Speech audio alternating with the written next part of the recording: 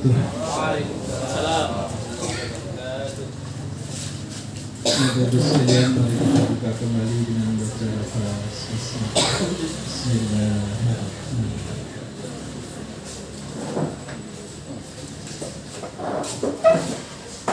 Baik, mari kita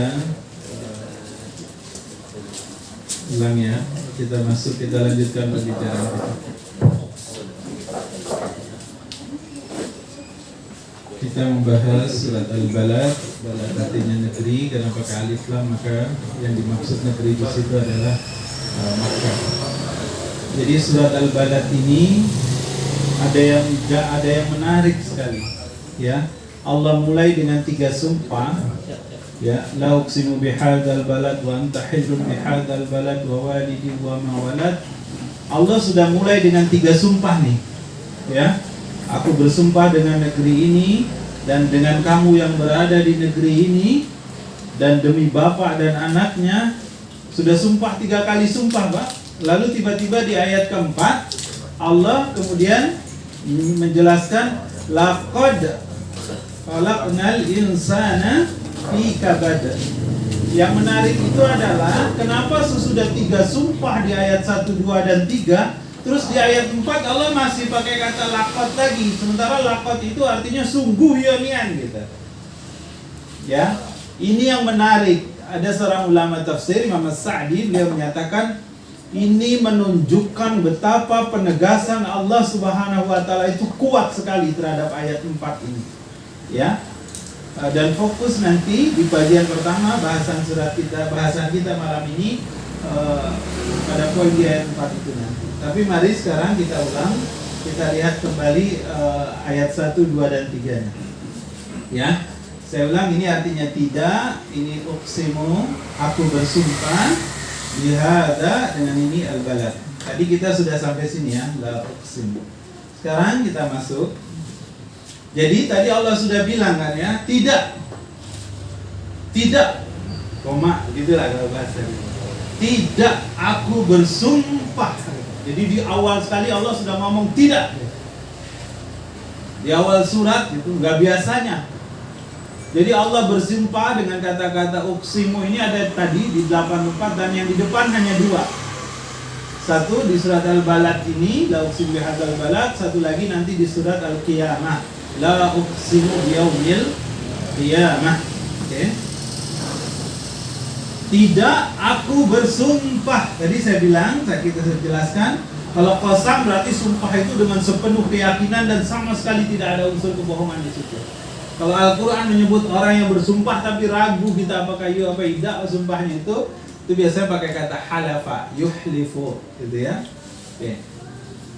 Lihat sumpah Allah ini, tidak, aku bersumpah bihadza. Ya. Dengan hadza itu ini balad negeri.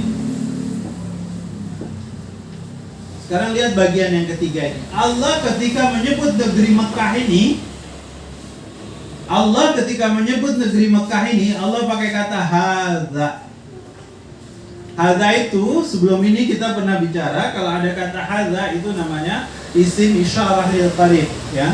Hadza itu isyarat bahwa sesuatu itu dekat.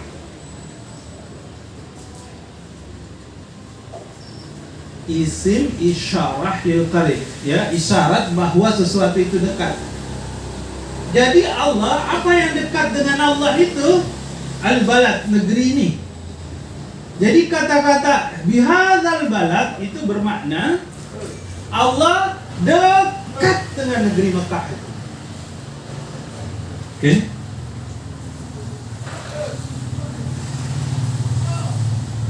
Oh, kenapa Allah dekat? Ya, kita lihat salah satunya karena di sana ada Baitullah. Satu-satunya tanah dengan apa yang disebut tanah haram dengan ikatan ketentuan yang ketat sekali ya, Makkah. Madinah juga tanah haram, tapi dia ikatannya tidak sekuat, ketentuannya tidak sekuat Makkah. Ya walaupun dia sama-sama tanah haram, ya. Jadi Bapak sekalian lihat ini bihadzal balad. Seolah-olah Allah memberitahu kita bahwa kota Mekah itu dekat dengan Allah. Ya, negeri yang paling aman, negeri yang paling aman di atas muka bumi ini, karena dia tanah haram. Di situ tanah haram kan ketentuannya banyak ya Pak. Tidak boleh tidak boleh membunuh, tidak boleh, jangankan membunuh manusia, membunuh hewan pun tidak boleh. Bahkan sampai tidak boleh menebang pohon, bahkan tidak boleh menyakiti. Pokoknya semua yang maksiat, semua yang dosa-dosa itu tidak boleh dilakukan di Makkah. Ya, tempat yang istimewa sekali. Saya baca dalam satu penjelasan itu dikatakan kota Mekah ini adalah kota yang penuh kedamaian, peaceful ya. Tempat yang betul-betul damai sekali. Ya, penuh kedamaian di dalamnya. Ya, saya balik sini, lihat pesan ini. Sekarang lihat pesannya ya. Satu, ini bersumpah menunjukkan kesungguhan. Di bagian kedua dari ayat ini Allah mengatakan negeri Mekah itu dekat dengan aku. Seolah-olah Allah memberi isyarat, siapa yang ingin dekat dengan Allah, maka salah satu caranya adalah datang. Kata ulama tafsir itu salah satu makna kenapa diawali dengan kata bihada. Jadi Allah sedang berbicara kepada Nabi, Allah seolah-olah ngomong ini negeri, ini dekat sekali pada Nabi. Ya, ini negeri yang dekat dengan Allah Subhanahu wa taala. Maka siapa yang betul ingin dekat dengan Allah, salah satu caranya adalah berkunjunglah, ziarahlah, datanglah ke negeri ini.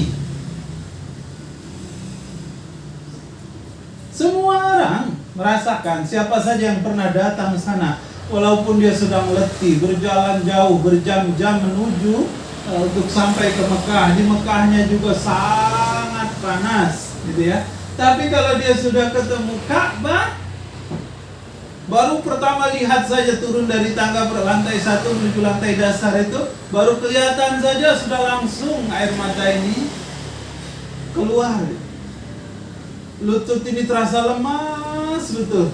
Kenapa? Karena ternyata mau ada di depan. Baitullah. Hati itu sudah sejuk, sudah nyaman sekali.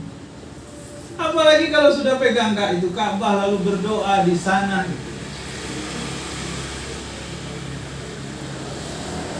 Ya Bu.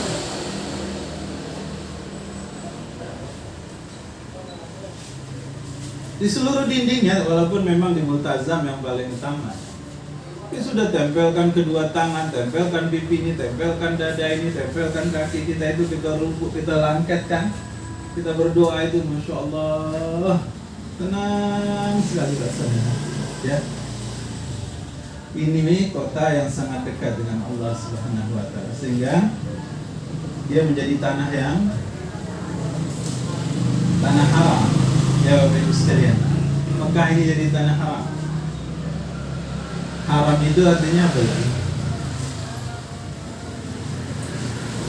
tanah yang disucikan.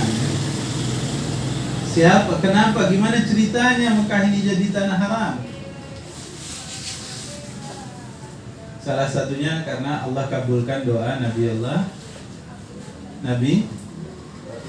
Ibrahim. Ya Bu, Nabi Ibrahim ini juga yang memulainya.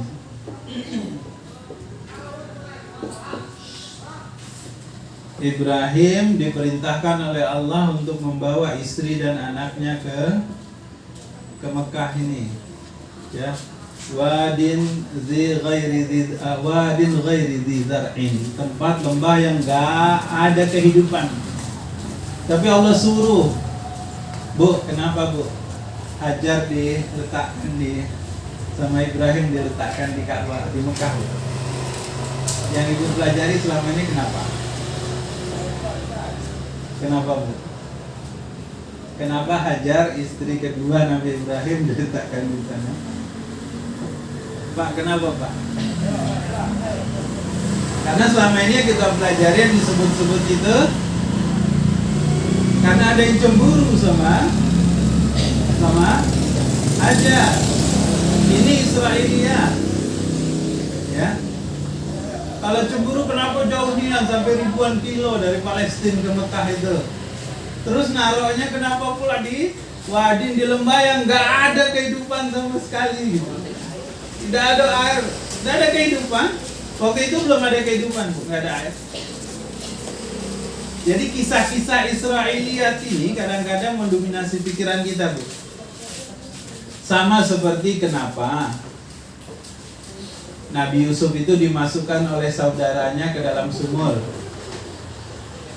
Yang dijelaskan kepada kita adalah karena saudara-saudaranya cemburu kan? Iri kepada Nabi Yusuf. Kenapa Nabi Musa lari dari Mesir ke Madian? Walaupun kisahnya betul, bahwa memang betul karena Nabi Musa mau dibunuh. Tapi pertanyaannya, apakah itu sebab utamanya? Jawabannya tidak. Itu semua sudah menjadi rencana Allah, grand design-nya Allah Subhanahu wa taala. Alangkah naifnya kalau Nabi Ibrahim sekedar karena istrinya cemburu saja, maka kemudian dia bawa Hajar ditaruh ke Mekah yang jauh sekali itu. Ini semua sudah rencana Allah. Allah punya rencana besar untuk tanah ini, untuk Makkah ini. Saya membaca tafsir Qurtubi itu. Ini kita balik ke Al-Baqarah 124, 125, 126. Ketika Nabi Ibrahim ditanya sudah sampai di Mekah. Mekah itu waktu itu ghairi zidarin, nggak ada kehidupan sama sekali, ya, karena belum ada Zam-Zam waktu itu. Kalau kita mau lihat Mekah seperti apa dulu, mungkin lihat film Arisalah itu setidak-tidaknya terbayang gitu. Seluruh kelilingnya itu gunung gitu kan, karena dia wadin, lembah. Kalau sekarang sudah bertutupan oleh hotel-hotel semua, apalagi perluasan Masjidil Haram semakin luas, karena mengejar target 3 juta orang satu masjid itu bisa penuh. Kemarin sampai 2,5 juta itu, malam 25, malam 27 itu full dari lantai dasar sampai lantai atas 2,5 juta.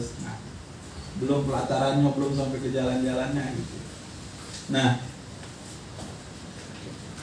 ketika Nabi Ibrahim ditanya sama istrinya, "Bang, kenapa saya ditaruh di sini?" Gitu. Nabi Ibrahim nggak bisa jawab. 2 kali Hajar bertanya, "Kenapa kami ditinggalkan di sini?" Nabi Ibrahim nggak, karena dia nggak punya jawaban lain selain daripada melaksanakan perintah Allah. Sampai Hajar kemudian bilang, "Allahu amaraka hadza?" Apakah Allah yang menyuruh ini? Kata Nabi Ibrahim, "Nah, iya. Allah yang menyuruh ini."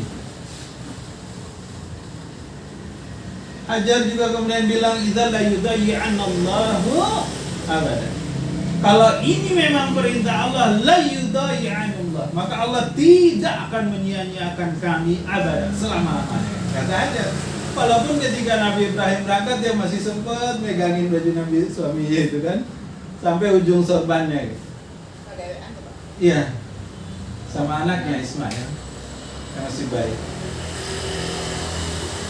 Nabi Ibrahim nggak mau lihat ke belakang, yang kita pahami, dan memang begitu diceritakan. Kenapa? Pelajaran juga buat kita kan, kalau kita nengok ke belakang bisa berubah pikiran kita. Dalam banyak urusan kalau nengok ke belakang bisa berubah pikiran kita. Ya. Nggak nengok ke belakang dia. Di dalam tafsir Qurtubi dikatakan, sesudah itu Nabi Ibrahim sampai di puncak bukit yang tinggi, dia lihat istri dan anaknya itu nih di lembah Makkah itu, Makkah. Baru nangis Nabi Ibrahim. Nangis diceritakan. Makanya lahir doa ayat 125, 126 Al-Baqarah itu.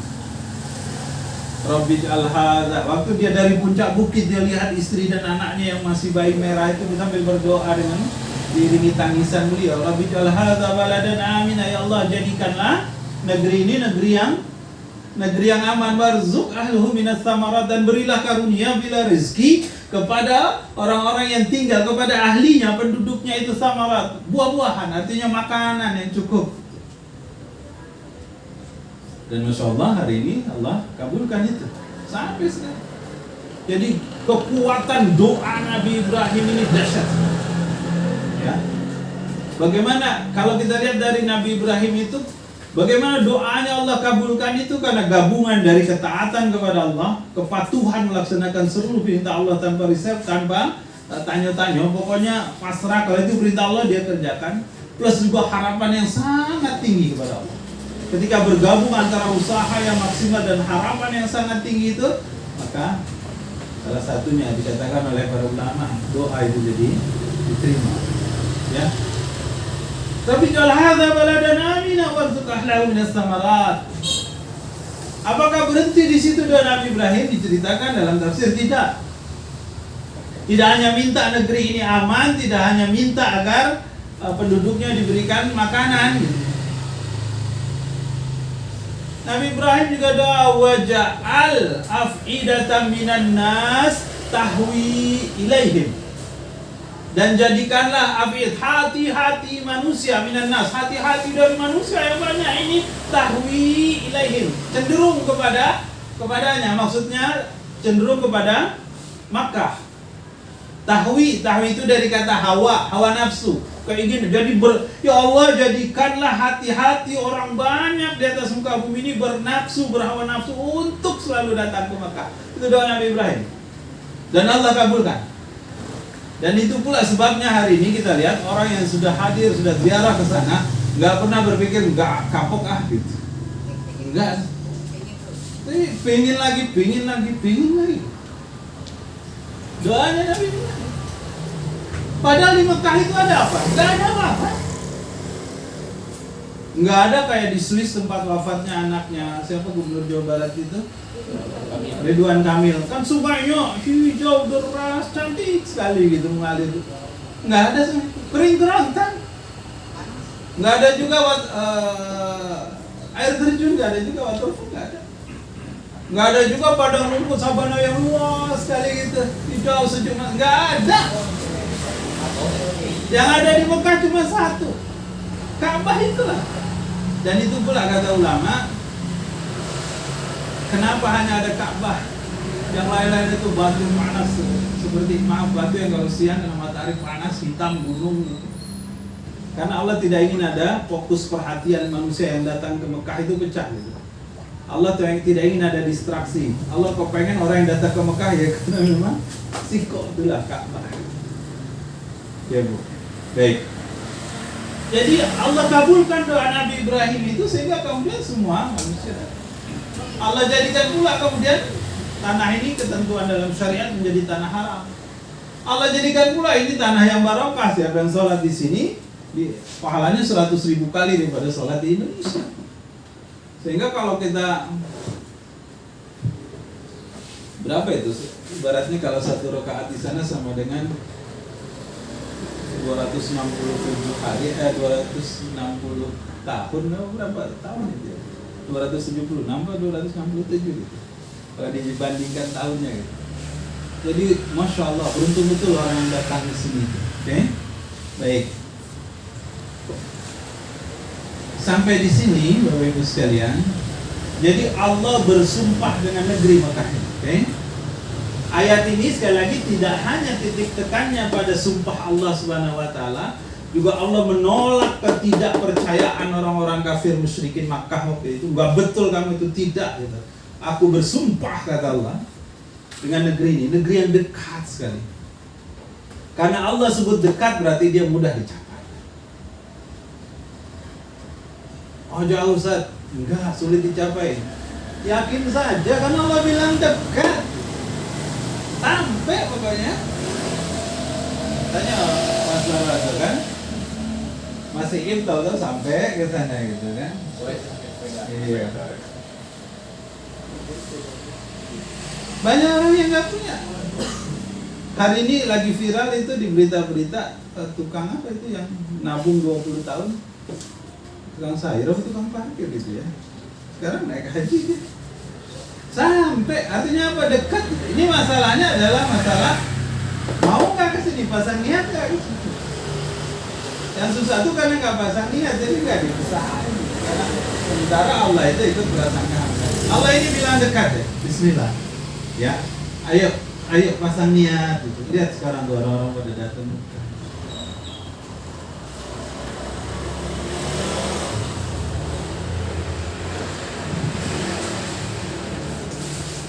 Ini ayat 1 ya, sumpah pertama di di ayat 1 ini, di mana Allah Subhanahu wa taala menggambarkan kepada kita betapa Mekah ini istimewa gitu ya. Ayat 2 sumpah Allah yang kedua, wa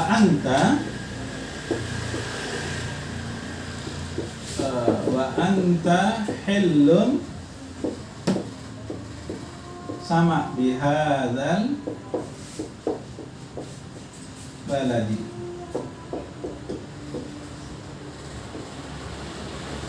Satu, saya ingin ingatkan kalau sebuah kata diulang oleh Allah, ini bihadzal balad, di sini bihadzal balad, itu menunjukkan, jadi tikrar, pengulangan dalam ayat itu, maka itu menunjukkan penegasan.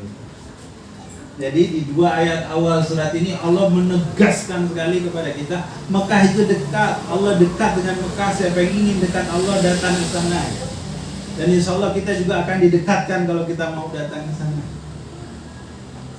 Ya Bu, Pak. Ya Ustaz, saya nampung berapa tahun juga nggak sampai-sampai. Jangan, coba aja. Iya betul. Allahu Akbar.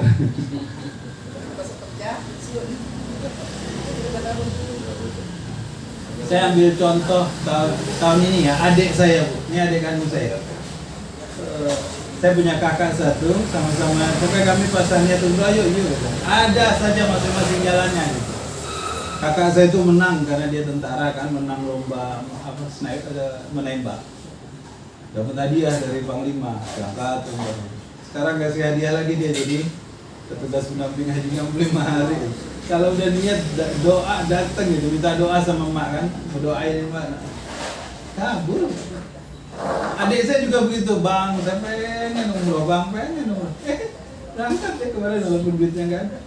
Ya. Jadi intinya ayo pokoknya niatin saja. Bismillah. Oke. Jadi saya ulangi, kalau ada tikrar pengulangan ini menunjukkan penegasan dari Allah. Dan di awal surat ini Allah tegaskan kepada kita bahwa Mekah itu betul-betul dekat. Ya. Sekarang lihat ayat kedua, sumpah Allah yang kedua, dan aku bersumpah engkau hillum bihadzal balad. Kalau diterjemah diartikan dan engkau yang berada di kota ini. Sekarang mari kita lihat wa anta, dan anta, kalau anta jelas ya kamu. Nah, hillum sekarang. Lihat hillum ini. Hillum ini halal. Halal. Halal. Yang namanya halal itu berarti dilepaskan keharamannya. Ada 3 tafsir tentang kata hilum di ayat ini. Ya, yang pertama, saya ulangi, dan kamu yang dihalalkan di negeri ini. Dan kamu maksudnya Nabi Muhammad yang halal di negeri ini. Oke? Kita balik ke penjelasan awal tadi. Mekah itu kan tanah haram ya. Tadi kan begitu ya Pak. Mekah itu tanah haram. Artinya apa? Nggak boleh ada yang membunuh, nggak boleh ada yang disakiti. Sekarang berlaku nggak itu kepada Nabi Muhammad? Ya. Orang kafir musyrikin Mekah mereka semua patuh mengikut ajaran Nabi Ibrahim. Makanya haji sampai walaupun Nabi Muhammad belum datang, tapi semua melakukan ibadah haji. Dan semua itu Pak tidak berani membunuh di sekitar tanah haram ini. Bahkan jadi kebiasaan orang-orang di sana kalau berantem, kalau beribut, perang, bebalak itu Pak sudah siap bunuh-bunuhan, bawa pedang. Yang kalah itu kalau mau selamat berlari dia masuk ke Ka'bah. Kenapa? Karena berlaku kaidah tadi di tanah haram. Semua nggak ada yang berani, pokoknya kalau sudah masuk tanah haram, apalagi masuk Ka'bah nggak akan ada yang berani menyakiti. Nyakiti orang nggak berani. Sekarang pertanyaan, apakah Nabi tidak pernah disakiti di Mekah? Jadi kata ulama tafsir, Allah bilang dan Allah bersumpah dengan Muhammad yang dihalalkan di negeri. Kita lihat Nabi kita itu. Ketika masih ada Abu Talib, beliau tawaf saja di masjid, di sudut-sudut Makkah, sudut-sudut Ka'bah itu, di rukun Yamani atau rukun Irak atau rukun Syam atau di rukun Hajarul Aswad itu. Di pojok-pojok berkumpul orang. Setiap Nabi tawaf itu mereka saling pokoknya mencela Nabi, mencaci maki, menteriaki Nabi gitu. Itu selama Abu Talib masih ada. Sesudah Abu Talib wafat, apa yang terjadi? Pernah Nabi lagi sholat, sorbannya ditarik ke belakang, diseret Nabi itu sehingga merah semua. Nabi hampir kehilangan nafas, habis nafasnya untuk ditolong oleh Abu Bakar. Abu Bakar yang diinjak-injak sampai pingsan, sampai 7 hari nggak bisa bangun, berapa hari kan? Orang kafir Quraisy berani mereka kemudian khusus untuk Nabi Muhammad dihalalkan itu. Jadi Allah sudah mengingatkan betapa penderitaan kamu itu berat sekali. Allah juga sedang beritahu kita cobaan kepada Nabi Muhammad jauh lebih berat daripada cobaan kita dalam hidup ini. Nabi lagi sholat di Ka'bah itu, lagi sujud di siram dengan isi perut binatang, ya. Banyak sekali cobaan kepada Nabi. Bahkan Nabi mau dibunuh di rumahnya sendiri. Rumah Nabi kan dekat dari Ka'bah itu. Ya Pak, mau dibunuh di negeri, di rumahnya sendiri. Waktu mau hijrah itu ya, Bu Pak. Kisahnya kan masyhur sekali itu. Nabi minta Ali bin Abi Thalib, sepupunya, untuk menggantikan Nabi kan. Seluruh orang kafir musyrikin Mekah kemudian sampai sepakat gitu. Setiap suku kirim 2 orang pemuda yang gagah, yang kuat, yang jago berperang. Kalau kita sama-sama membunuh Muhammad gitu. Nanti sama-sama pula kita menanggung dendanya gitu. Jadi mereka lebih rela didenda, kena dam, itu kan, bayar diat, daripada mereka ikut ketentuan yang selama ini mereka jalankan gitu. Tapi karena mereka nggak suka sama Islam, mereka halalkan. Ini makna halal yang pertama. Makna hilun. Makna hilun yang kedua dalam tafsir dijelaskan. Jadi ada satu hari siang saja, tidak malam, di mana Nabi SAW diberitahu oleh Allah, hari ini aku halalkan kau untuk menumpahkan darah, dan ini kehalalan ini tidak pernah terjadi sebelum ini, dan juga tidak akan pernah terjadi sesudah hari ini sampai hari kiamat. Hanya hari ini. Itu terjadi tahun 8 Hijriah ketika Nabi berhasil menaklukkan Futu Makkah. Menaklukkan Makkah, Nabi masuk ke Mekah. Waktu itu dihalalkan oleh Allah kepada Nabi. Tapi subhanallah, Nabi tidak ambil ke privilege itu ya, keistimewaan itu. Nabi justru malah memaafkan orang-orang yang sangat menyakiti dia, mengusir dia dari negerinya. Nabi ketika keluar dari negeri itu nangis, dia tinggalkan Mekah itu menuju Madinah. Kenapa? Dia diusir dari kampungnya sendiri, rumahnya sendiri, tanah kelahirannya sendiri, oleh keluarganya sendiri. Jadi hilun yang kedua bermakna tadi ada satu hari di mana Nabi dihalalkan, ya. Jadi kalau kita lihat ini, wa anta hillum bihadzal balad, dan Allah bersumpah engkau yang telah. Ada yang mengartikan yang ketiga, hilun ini ya engkau berada di Makkah, begitu saja, ya. Kurang lebih ini makna sumpah Allah yang kedua, wa anta hillum bihadzal balad, dan demi engkau yang engkau yang halal ini. Dan ayat yang ketiga, nah ini yang menarik nih, Bapak sekalian. Wawa, gimana tulisannya ini? Wawa, video, wama, walad.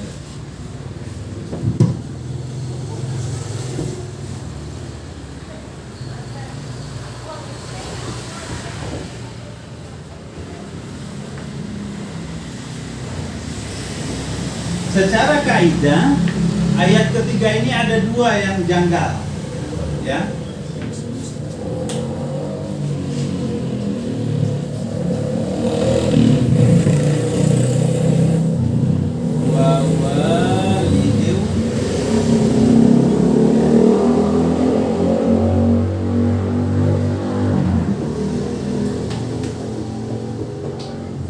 Ada 2 yang janggal. Allah bersumpah, dan aku bersumpah, kata Allah, walid.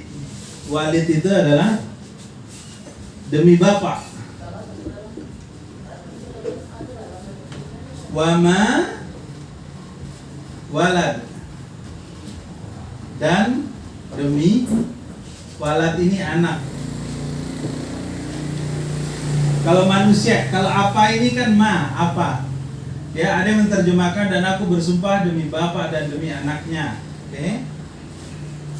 Ada yang mengartikan ini bapak di sini maksudnya adalah Nabi Adam dan keturunannya.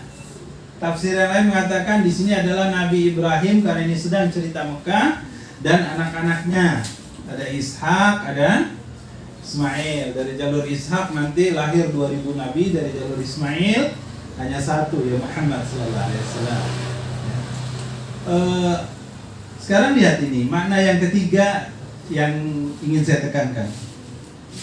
Harusnya ketika cerita orang itu bukan wama, tapi waman harusnya. Siapa dan demi siapa-siapa yang lahir. Tapi kenapa dan apa-apa yang melahirkan? Ini kejanggalan pertama. Jadi artinya, maaf, saya langsung ke sini dulu. Walad, walad itu dalam bahasa Arab dia fil madi, artinya anak laki-laki yang telah melahirkan. Walad itu laki-laki yang telah melahirkan. Jadi kalau lihat perjalanannya, kalau perempuan itu waladat, yang melahirkan. Sekarang pertanyaan itu, kenapa laki-laki? Kenapa? Ya, anak laki-laki yang telah melahirkan. Ayat ini satu ingin bicara tentang pentingnya peran bapak. Bahwa seorang anak itu yang mempengaruhi perkembangan hidupnya, yang mempengaruhi betul kepribadian anak, perilaku anak, sikap anak, itu bukan ibu. Ayat ini beritahu justru yang mempengaruhi benar itu adalah bapak, bukan ibu. Sehingga sekarang parenting sekarang itu ditekankan betul dalam kalau kita ikut pelatihan parenting, bagaimana orang tua mendidik anaknya, itu justru digambarkan betapa peran bapak itu dahsyat. Dan Al-Quran udah bilang dari dulu, bukan ibu. Yang terjadi hari ini, bapak cari uang, keluar rumah, anak urusan emaknya. Pokoknya saya, dek, abang cari duit ya, anak itu kau uruslah. Iya tak, Bu? Iya beda, Bu. Asal ada apa-apa sama anak kita, mak, bu, anak kau nih. Padahal anak kita lah. Coba bayangkan, benar nggak sih Allah bilang begitu? Coba. Satu, jenis kelamin. Yang menentukan jenis kelamin itu siapa? Bapak. Perempuan kan XX ya. Kromosonya. Kalau laki-laki X dan Y. Kalau bapak yang dominan X, maka yang jadi perempuan. Kalau yang dominan Y ketemu X, maka yang jadi laki-laki. Jadi yang menentukan kalau jenis kelamin seorang anak itu bapaknya, bukan ibunya. Ibunya nampung saja. Maka sekarang dipelajari betul bagaimana supaya yang dominan kromosom X-nya, gen X-nya bukan Y-nya, bukan X-nya gitu. Direkayasa lah gitu. Nah, dengan makanan lah, harus makan toge nih, kalau pengen laki-laki, harus makan apa gitu. Ya. Dari jenis kelamin saja yang dominan itu bapak. Maka diajarkan dalam Islam itu tentang bapak. Kalau ajaran tentang berbakti ya ibu gitu. Tapi tugas mendidik anak itu tugas bapak. Karena dia mewarisi apa-apa yang bawaan dalam tubuh ini bawaan bapaknya gitu. Maka bapak itu, singkat cerita begini, bapak kita jadi bapak. Kalau kepengen anak kita baik, maka ambil peran. Pengen anak-anak kita jadi remaja yang tenang, tidak kehilangan kasih sayang, itu bapak perannya. Oh, dia kurang komunikasi, dia kurang pelukan bapaknya, dia kurang belayan bapaknya, dia kurang usapan bapaknya. Kalau emak ya begitu aja, dia anak kalau datang ke rumah sama emak ya dia peluk. Tapi kalau kurang, semua orang sama emak deket lah insya Allah. Tapi kalau dia, kenapa ada anak yang di luar gak bisa dikontrol, berarti dia gak deket. Atau bapaknya kasar. Jadi ayat ini sedang memberitahu kita, kalau kita ingin anak kita baik, maka bapaknya lah yang jadi contoh, role modelnya. Gak bisa ibunya yang jadi contoh. Oh nak, waktu sholat yuk ke masjid bapaknya. Artinya juga kalau kita ingin anak kita baik, Bapak Ibu sekalian, maka Bapak itu perhatikan betul family time-nya. Jangan mentang-mentang kita nih, kalau untuk anak kita, untuk cucu kita lah ya Pak. Jangan mentang-mentang kita laki-laki sibuk kerja sampai rumah capek, langsung makan, tidur, minta dilayani istri gitu. Ketika anak datang, Bapak capek kan sama salah. Justru kita, karena waktu kita, justru yang terbatas itu sangat penting. Di rumah itu ketika balik, ayo ajak anak kita ngobrol. Kalau lagi libur aja anak kita, apakah jalan atau apa. Walau Pak anak saya udah umur 6 tahun udah SD, nggak apa-apa, SMP nggak apa, nggak ada kata terlambat, ayo terus bangun interaksi dengan dia supaya dia jadi pribadi yang matang, ya.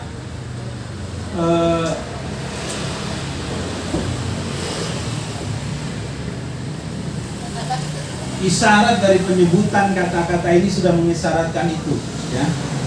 Baik, nah baru kita masuk lafaz ayat yang keempat.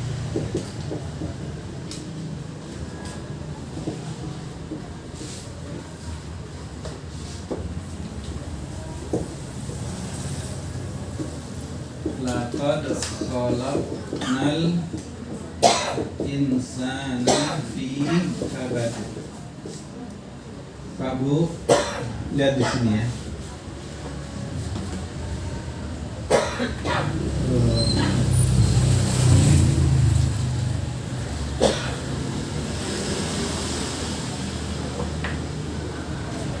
Sekarang ini yang saya bilang di awal tadi, kenapa sesudah Allah bersumpah dengan 3 sumpahnya, ketika Allah cerita sungguh kami ciptakan setiap manusia itu dalam keadaan susah. Kenapa Allah pakai kata laqad lagi di sini padahal sumpah di atas sudah menunjukkan kesungguhannya gitu. Kenapa Allah pakai kata laqad? Laqad itu kan gabungan dari lam dan qad. La ini sungguh, qad ini sungguh gitu. Jadi 2 kali sungguh. Qad sungguh, lam ini penguatnya, penegasnya, berarti sungguh yanian gitu.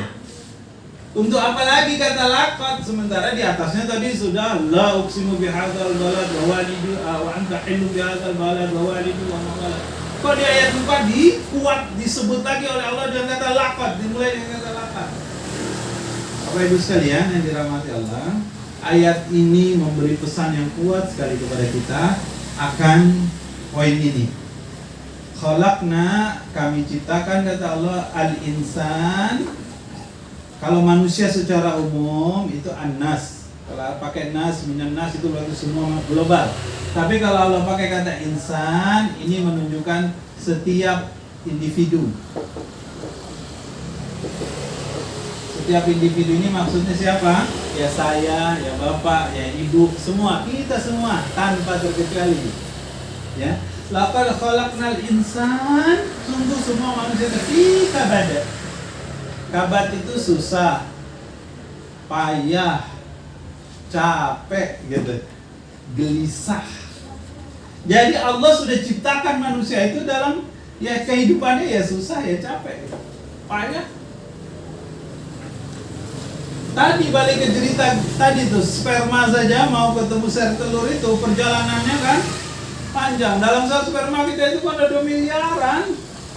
Ya calon bayi itu yang berenang gitu, kalau kita belajar dalam biologi itu berebut ya, semua saling adu kuat gitu untuk bertemu dengan sel telur. Itu saja berjuang mereka, sudah susah payah gitu.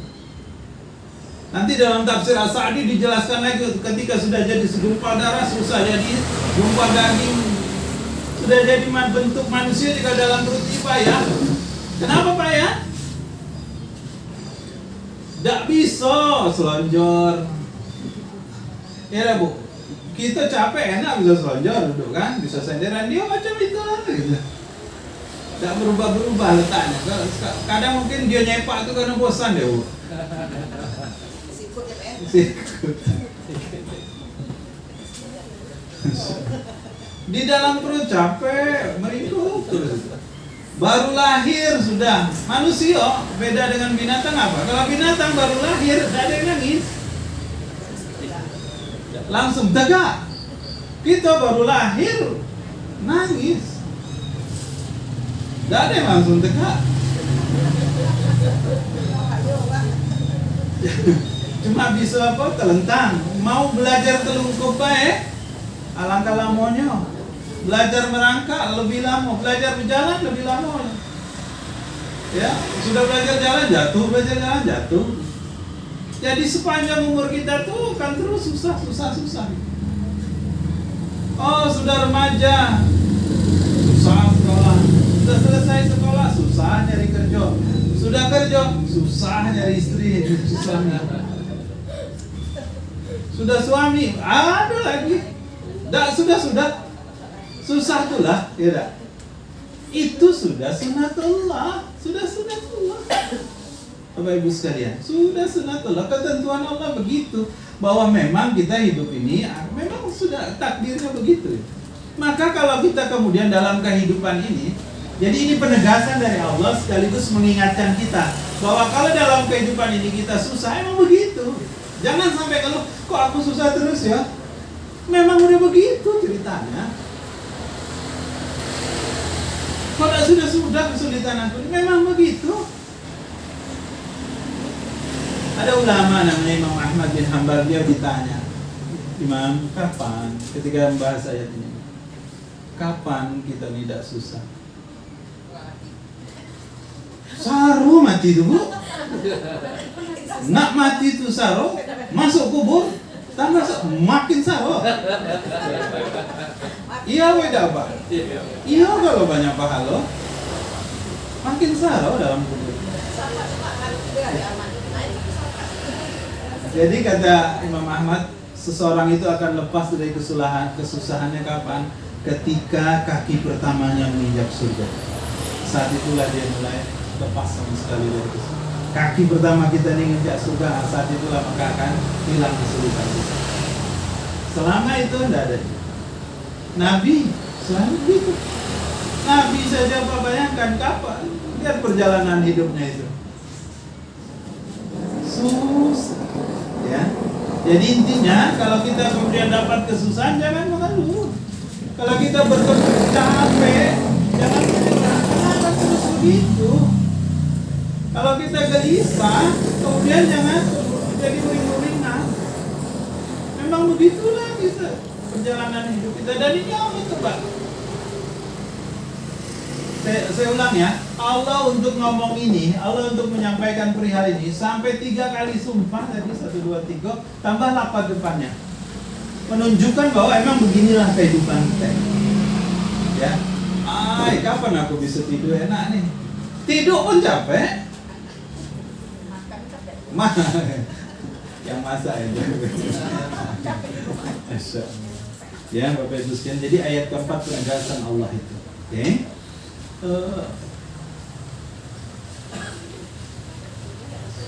Sebelum saya lanjut,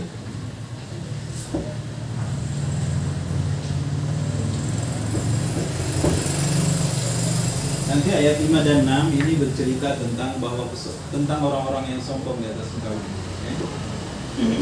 Dari ayat 1 sampai ayat 4 ini, pesan pertamanya tadi tentang keutamaan Mekah.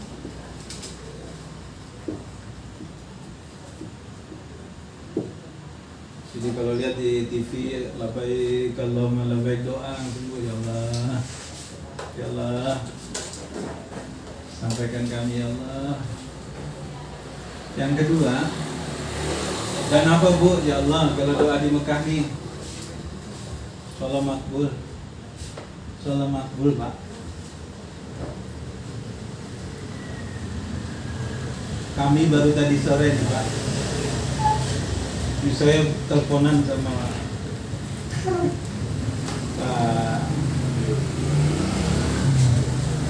Pak Firdaus, tapi ternyata Allah berkehendak lain kan. Jadi clear dari siang Pak, dari sore. Ada orang wakaf tanah 10 tumpuk sama ngasih uang 1.250.000.000 bangun masjid.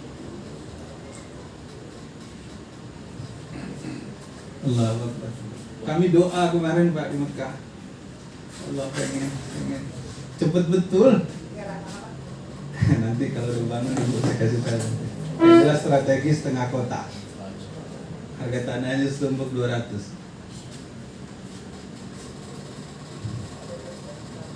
Saya pikir cuma dikasih tanahnya aja Pak. Ketika dia sebut ini uangnya untuk fondasi.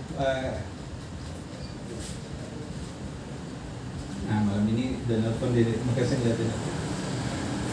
Saya janjian apa. Ada lagi yang mau dia wakaf untuk bisa pendidikan Quran.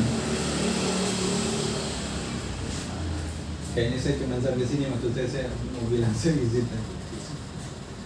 Ayat 1-4, satu keutamaan Mekah. Yang kedua, peran ayah dalam pendidikan anak. Jadi ini bapak-bapak lah kita yang jantannya, perhatikan betul anak itu. Jangan kita capek, nak kau sama mak, nak nih HP mainlah dewe, nak nih mainlah dewe. Jangan. Justru manfaatkan keberadaan kita di rumah itu untuk berinteraksi sama mereka. Karena kepribadian dia itu akan menjadi bagus, makan dan baik dewasa ketika dia dekat dengan ayah. Dan ini Allah yang bilang. Dan pesan yang ketiga dari Allah SWT itu adalah bahwa dalam hidup ini kita akan selalu ketemu dengan kesulitan. Orang yang berhasil adalah orang yang mau berjuang. Allah suruh kita, Allah ingatkan kita. Kenapa Allah sampai sumpah dengan 3 ayat tadi, terus tato pakai lapat lagi tentang bahwa kehidupan ini memang payah. Intinya adalah satu. Ayo, orang yang sukses itu adalah orang yang berjuang. Payah nih kan, dulu waktu pacaran baik kan, kini tidak Pak. Memang begitu ceritanya. Nikmati saja. Dulu sebelum nikah, ampun alangkah eloknya, kini buka duit dikit malah dikasih banyak. Ya, ini pesan ayat 1-4 sekalian. Allah alam besar surga. Sementara itu dulu izin, jadi saya pamit sebentar ya. Ini orang Jakarta Pak, udah 4 kakak beradik. Ini bukan di Jambi orangnya? Sekarang di Jambi. Maksudnya dia domisili Jakarta, bukan orang Jambi. Wah. Sementara gitu ya, Bapak-Ibu sekalian, izin saya pamit. Semoga apa yang disampaikan ada manfaatnya. Mohon maaf, aku kali hadza wa astagfirullahaladzim. Subhanakallahumma wa bihamdika asyhadu an la ilaha illa anta astaghfiruka wa atubu ilaik. Langsung makan aja gitu ya. Tapi saya itu ikut apa tidak ikut. Assalamualaikum warahmatullahi wabarakatuh. Waalaikumsalam. Apa tuh?